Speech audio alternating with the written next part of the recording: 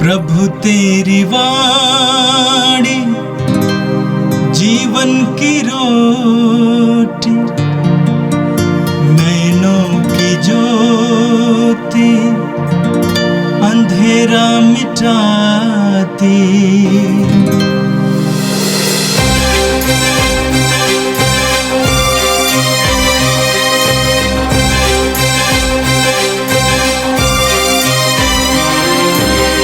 प्रभु तेरी वाणी जीवन की रोटी, नैनों की ज्योति अंधेरा मिटाती।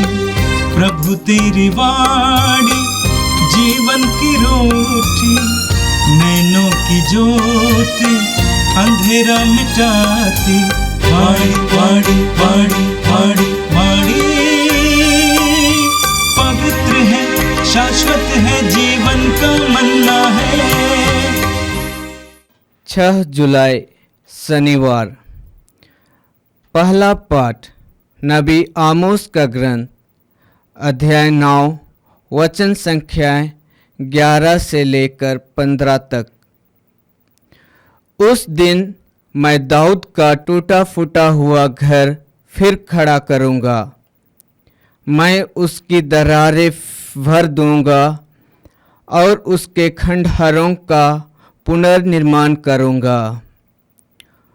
वह जैसा पहले था उसी तरह मैं उससे फिर बनाऊँगा। तब वे एदोम के बचे हुए अंश और उन सब राष्ट्रों को अपने अधिकार में करेंगे जो पहले मेरे कहलाते थे। यह उस प्रभु की वाणी है जो यह सब पूरा करेगा। यह प्रभु की वाणी है। वे दिन आ रहे हैं जब लूटने वाले के तुरंत बाद हल चलाने वाला आएगा और बोने वाले के बाद अंगूर बटोरने वाला। पहाड़ों से अंगूरी की नदियां बह निकलेगी और पहाड़ियों से अंगूरी टपकती रहेगी। तब मैं अपनी प्रजा इज़राइल के निर्वासितों को वापस ले आऊँगा। वे उजाड़ नगरों का पुनर्निर्माण करेंगे और उनमें निवास करेंगे।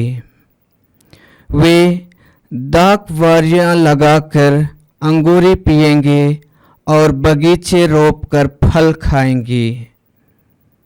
मैं उन्हें उनकी अपनी भूमि में स्थापित करूँगा और मैं जो भूमि उन्हें प्रदान करूँगा उससे वे फिर कभी उखाड़े नहीं जाएंगे। यह तुम्हारे प्रभु ईश्वर की वाणी है। यह प्रभु की वाणी है। संत मत्ती के अनुसार प्रभु यीशु का पवित्र सुसमाचार, 9वां अध्याय, पद संख्याएं 14 से लेकर 17 तक। योहन के शिष्य यीशु के पास आए और ये बोले, हम और फरीसी उपवास किया करते हैं, आपके शिष्य ऐसा क्यों नहीं करते? यीशु ने उनसे कहा, जब तक दूल्हा साथ है क्या बाराती शोक मना सकते हैं? किंतु वे दिन आएंगे जब दूल्हा उनसे बिछुड़ जाएगा। उन दिनों वे उपवास करेंगे। कोई पुराने कपड़े पर कोरे कपड़े का पैबंद नहीं लगाता, क्योंकि वो पैबंद सिकुड़कर पुराना कपड़ा फाड़ देता है और चीर बढ़ जाती है। और लोग पुरानी मशकों में नई अंगूरी नहीं भरते, नहीं तो मशकें फट जाती है, अंगूरी बह जाती है और मशकें बर्बाद हो जाती है। लोग नई अंगूरी नई मशकों में भरते हैं, इस तरह दोनों ही बची रहती है। यह प्रभु का पवित्र सुसमाचार है। क्रिस्त प्रभु की जय। रोज की रोटी कार्यक्रम के सभी श्रोता, आप सभी को प्रभु यीशु के नाम पर मेरा हार्दिक अभिवादन। आप सबको प्रभु के वचन के माध्यम से कृपाएं मिले, आशीषें मिले और आपके जीवन में, आपके परिवार में समृद्धि आवे, आत्मिक समृद्धि प्रचुर मात्रा में आवे। आज का पहला पाठ नबी आमोस के ग्रंथ के अंतिम अध्याय 9वें अध्याय के उपसंहार के रूप में हमारे सामने प्रस्तुत किया गया। नबी आमोस को हम पिछले दिनों सुन रहे थे और नबी आमोस इस्राएली समुदाय को पापी करार देता है। इस्राएल में जो अन्याय है, अत्याचार है और भ्रष्टाचार है, घोटाले हैं, धांधली हैं और हर तरह स्वार्थ और लालच के कारण जो घोटाले किए जा रहे हैं, इन सब के खिलाफ आमोस नबी चेतावनी देते हैं इस्राएलियों को। लेकिन इन सब के बाद अंत में, उपसंहार में, आमोस नबी इस्राएली लोगों को चेतावनी नहीं लेकिन प्रत्याशा का संदेश देते हैं। वे कहते हैं ये प्रभु की वाणी है, वे दिन आ रहे हैं जब लूनने वाले के तुरंत बाद हल चलाने वाला आएगा। लूनने वाले के तुरंत बाद हल चलाने वाला आएगा। इसका मतलब क्या है कि फसल काटने के बाद तुरंत अगले फसल की तैयारी होगी। लगातार खेतों में काम चलती रहेगी, विभिन्न गतिविधियां होगी, भोजन की कमी नहीं होगी, फसल की कमी नहीं होगी, खेत एक के बाद एक अच्छी फसल लोगों को देंगे। और बोने वाले के बाद अंगूर बटोरने वाला, उसी तरह जो लोग अंगूर की खेती करते हैं उनके पास बोने का काम, अंगूर बटोरने का काम और ये सारे काम लगातार चलता रहेगा। पहाड़ों में अंगूरी की नदियां बह निकलेंगी और पहाड़ियों से अंगूरी टपकती रहेगी। कहने का मतलब कि इस्राएल समुदाय के लोगों के बीच में समृद्धि रहेगी और चेतावनी जैसे दी गई है उनके पाप के खिलाफ, उस चेतावनी को सुनकर पश्चाताप करने वालों के जीवन में समृद्धि आएगी, कोई कमी नहीं होगी। आमोस नबी के द्वारा प्रभु कहते हैं, तब मैं अपनी प्रजा इस्राएल के निर्वासितों को वापस ले आऊंगा। वे उजाड़ नगरों का पुनर्निर्माण करेंगे और उनमें निवास करेंगे। वे दाख बारियां लगाकर अंगूरी पिएंगे और बगीचे रोपकर फल खाएंगे। मैं उन्हें उनकी अपनी भूमि में स्थापित करूंगा और मैं जो भूमि उन्हें प्रदान करूंगा उससे वे फिर कभी उखाड़े नहीं जाएंगे। यीशु में मेरे प्रिय भाइयों बहनों, हम में से हर एक के लिए ईश्वर की यही योजना है कि हम जीवन में समृद्धि में रहे, प्रभु की कृपा में रहें।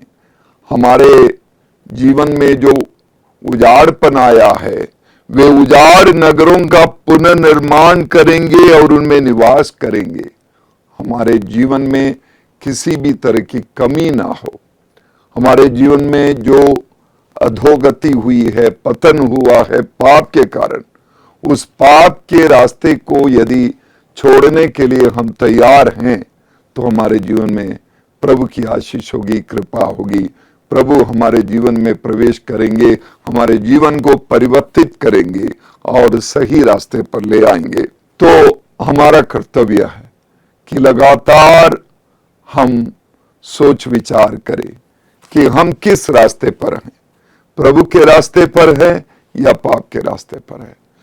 आज के जीवन में तमाम सांसारिक प्रलोभन हमारे चारों तरफ है। शैतान दहाड़ते शेर की तरह हमारे चारों तरफ मंडरा रहा है, हमें सांसारिक तरीकों में लुभाने का लगातार प्रयास करता है। लेकिन हमें अपने विश्वास में मजबूत रहकर, पुण्य के रास्ते पर मजबूत रहकर, प्रभु के शिष्यत्व के रास्ते पर मजबूत रहकर सारे प्रलोभनों को धकेल देना है और प्रभु के मार्ग पर ही बने रहना है और हमारे जीवन में समृद्धि आएगी।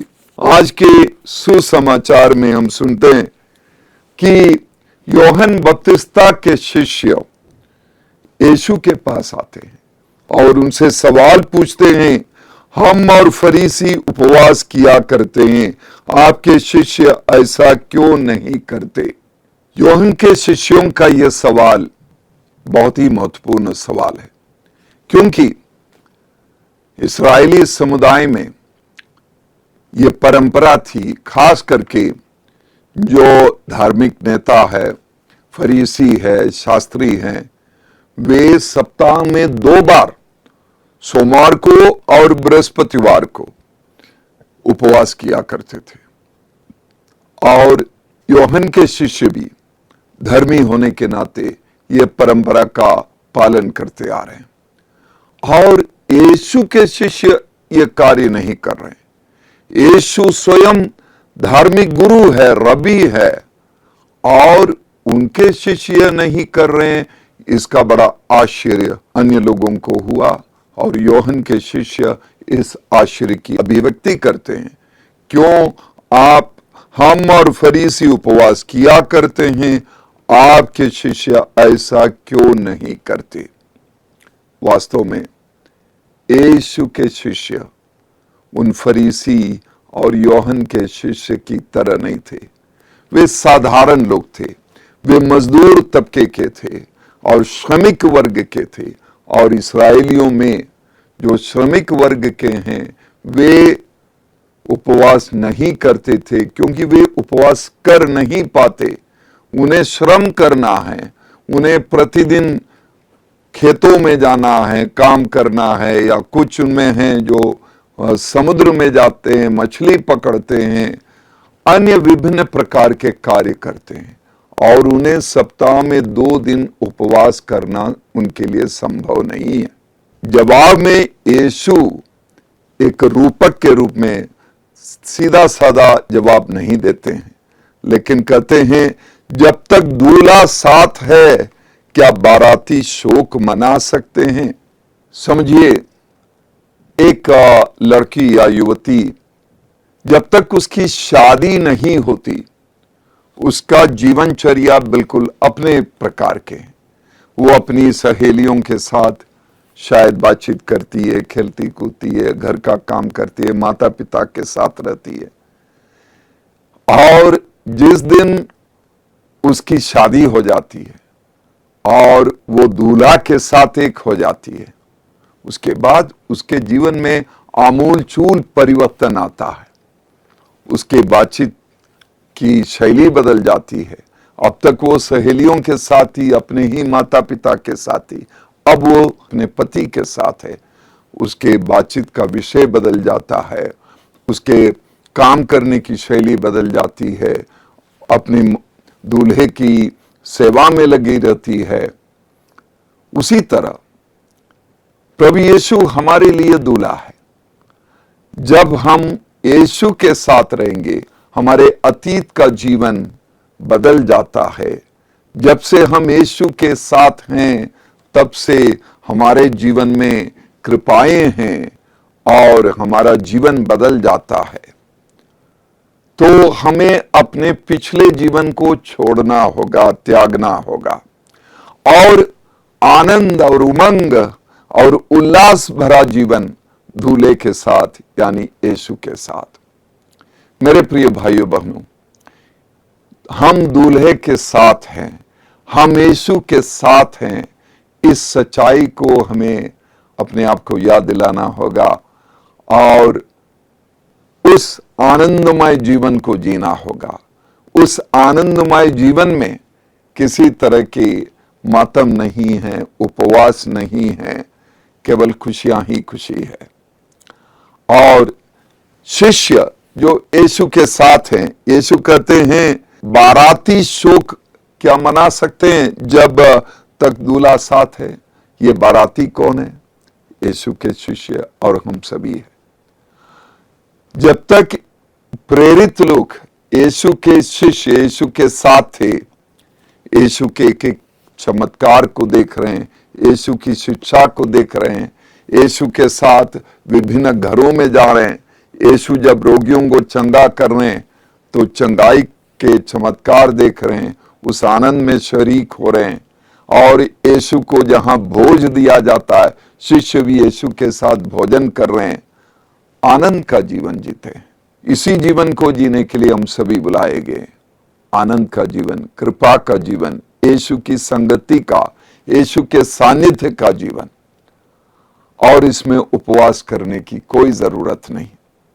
लेकिन यीशु आगे कहते हैं, किंतु वे दिन आएंगे जब दूल्हा उनसे बिछुड़ जाएगा, उन दिनों वे उपवास करेंगे। हम यीशु के साथ हैं आत्मिक रूप से, और जब हम आत्मिक रूप से यीशु के साथ जुड़े हुए हैं, हमें उपवास करना है। उपवास का मतलब भारत देश के पवित्र ग्रंथों में लिखा गया है। उपवास का अर्थ है कि परमेश्वर के साथ वास करना, यीशु के साथ वास करना। आजकल कुछ लोग इसका और भी अर्थ बताते हैं, उपवास माने ऊपर वाले के साथ रहना। जी, जिस प्रभु को हमने अपना गुरु माना है, मालिक माना है, हमारे मुक्तिदाता माना है, उसके साथ रहना ही उपवास है। और जब दूल्हा उनसे बिछुड़ जाएगा, शारीरिक रूप से यीशु हमारे साथ नहीं है, लेकिन हमें उनके साथ उपवास के माध्यम से, उनके साथ प्रार्थना में, प्रभु के वचन के माध्यम से उनके साथ रहना जरूरी है। यीशु इसी बात को और आगे समझाने के लिए कुछ उपमाएं हमारे सामने रखते हैं। पुराने कपड़े की बात और पुराने मश्क की बात। पुराने कपड़े पर कोई कोरे कपड़े का पैबंद नहीं लगाता, और क्योंकि वो पैबंद सिकुड़ कर पुराना कपड़ा फाड़ देता है और चीर बढ़ जाती है। कहने का तात्पर्य, जब हमने यीशु के शिष्यत्व को अपना लिया है, तो हमें बिल्कुल पूरी तरह से आमूल चूल नया जीवन जीना है। हमारे पुराने अनुष्ठान, हमारे रीति रिवाज, जो रस्म, जो कर्म कांड हम करते आ रहे हैं, उसके साथ साथ हम यीशु के शिष्यत्व का जीवन नहीं जी सकते।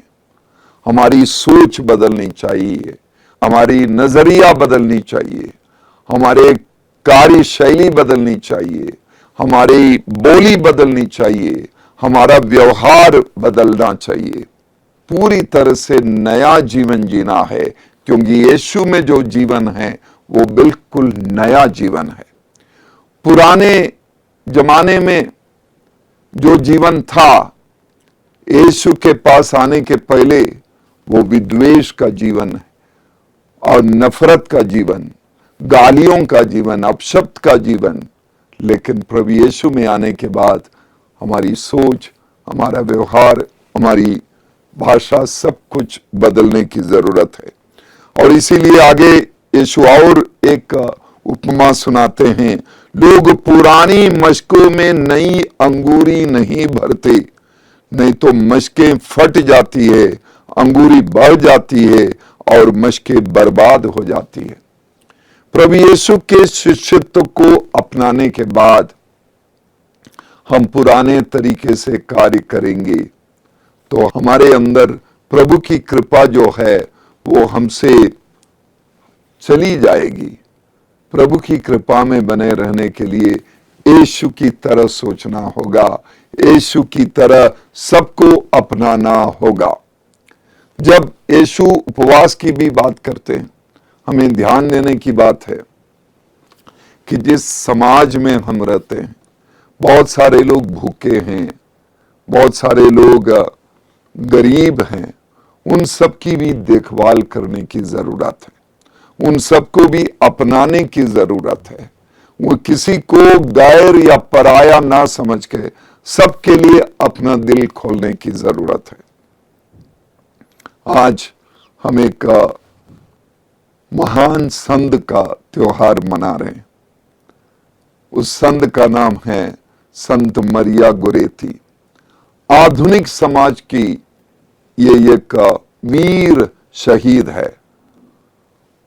मरिया गोरेती का जन्म सन 1890 में इटली देश के एक प्रांत में हुआ।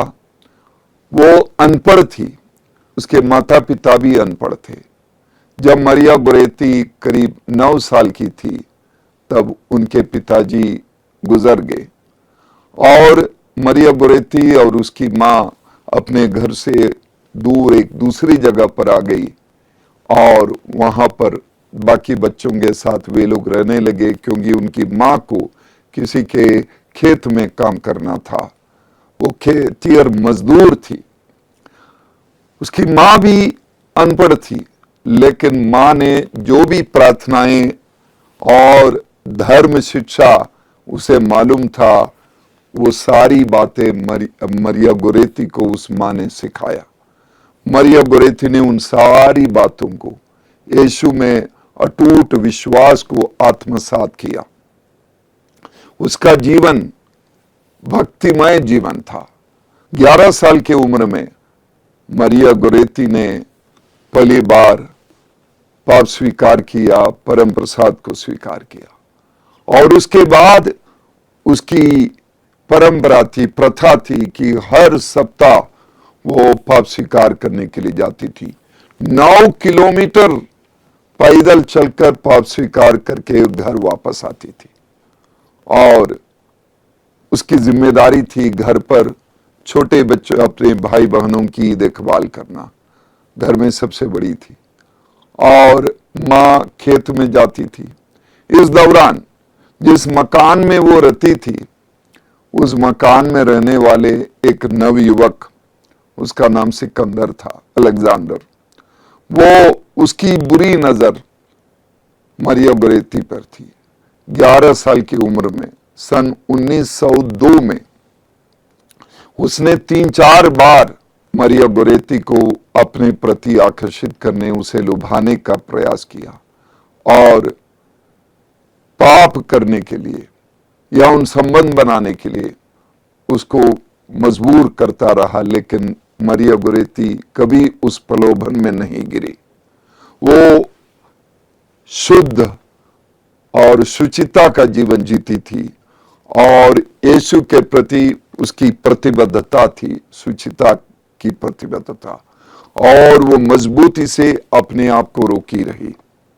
लेकिन इस बात से नाराज होकर सिकंदर ने मरिया गोरेती के शरीर में 14 बार चाकू से वार किया, उसकी हत्या कर दी। मरिया गोरेती मरते समय उसने अपने घातक उस हत्यारे को माफ कर दिया और उसके मन परिवर्तन के लिए प्रार्थना करती हुई उसने अपनी अंतिम सांसें ली। और सिकंदर को गांव के लोगों ने पकड़ लिया। वे लोग उसकी भीड़ हत्या कर देते, लेकिन उससे पहले वो बच गया और जेल पहुंच गया। 29 साल वो जेल में बंद रहा, लेकिन उस दौरान मरिया गोरेती ने उसकी प्रार्थना में उसे दर्शन दिया और उसका मन परिवर्तन हुआ और वो संत का जीवन जीने लगा। 1950 को 25 जुलाई के दिन रोम में मरिया गोरेती एक संत घोषित कर दी गई। पूरे इटली के इतने सारे लोग रोम के संत पेत्रुस के उस महागिरजाघर में पहुंच गए। उन सारे लोगों के लिए गिरजाघर में जगह नहीं थी, तो पहली बार संत घोषित करने के उस अनुष्ठान को गिरजाघर के बाहर उस मैदान में किया गया। हम सब के लिए मरिया गोरेती एक बहुत बड़ी आदर्श है, एक प्रेरणा है।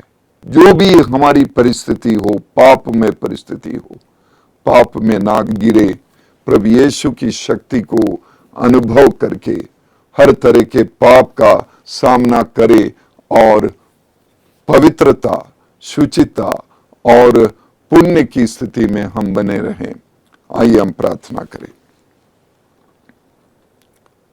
हे सर्वशक्तिमान प्रेमी पिता ईश्वर, हम तुझे धन्यवाद देते हैं, तेरी स्तुति करते हैं। यीशु में नया जीवन जीने के लिए तू हमें जो आह्वान देता है, प्रभु उस आह्वान के लिए धन्यवाद। हमें कृपा दे कि हम यीशु के साथ एक नवीकृत जीवन, एक नया जीवन, प्रेम का जीवन, प्रायश्चित का जीवन और पाप रहित जीवन, शुचिता, शुद्धता और पवित्रता का जीवन जी सके। प्रभु, जिस तरह आमोस नबी हमसे वादा करते हैं, हम उन वादों पर विश्वास करते हुए, उन प्रतिज्ञाओं पर विश्वास करते हुए, प्रत्याशा के साथ तेरे संग रहने, तेरे संग उपवास करने, तेरे सानिध्य में बने रहने की कृपा मांगते हैं। रोज की रोटी कार्यक्रम को सुनने वाले सभी लोगों को कृपा दे प्रभु, कि वे शिष्यत्व के मार्ग पर, प्रेम के मार्ग पर, पर प्रेम, परस्पर सहयोग और पर सेवा में जीवन बिताए। हम अपने यीशु के प्रति शिष्यत्व को सार्थक बनाएं, समाज के लिए सार्थक, और समाज के कमजोर, गरीब और भूखे और जो भी हमारे सहयोग की जरूरत में, उन सब के साथ हम यीशु के शिष्यत्व को साझा करें, ईश्वर के प्रेम को साझा कर सके। ये प्रार्थना हम तुझसे करते हैं हमारे प्यारे प्रभु यीशु के द्वारा, आमीन। प्रभु तेरी वाणी जीवन की रोटी, नैनों की ज्योति अंधेरा मिटाती। वाणी वाणी वाणी वाणी वाणी पवित्र है, शाश्वत है जीवन का मन्ना।